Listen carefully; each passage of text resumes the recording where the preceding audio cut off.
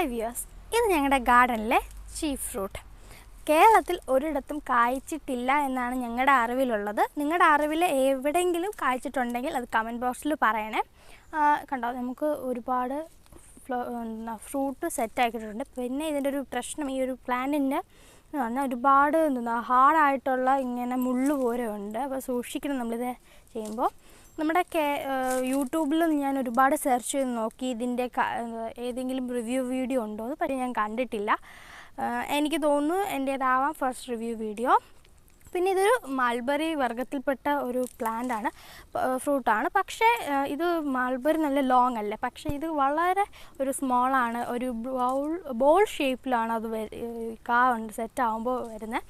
ഒരു റെഡ് അല്ലെങ്കിൽ ഒരു മാക്രോൺ റെഡ് കളറാണ്. ഇതിൻ്റെ അകത്ത് 3 മുതൽ 6 വരെ ബ്രൗൺ കളറുള്ള കുരുകളുണ്ട് എന്നാണ് നമുക്ക് അറിയാൻ പറ്റിയത്.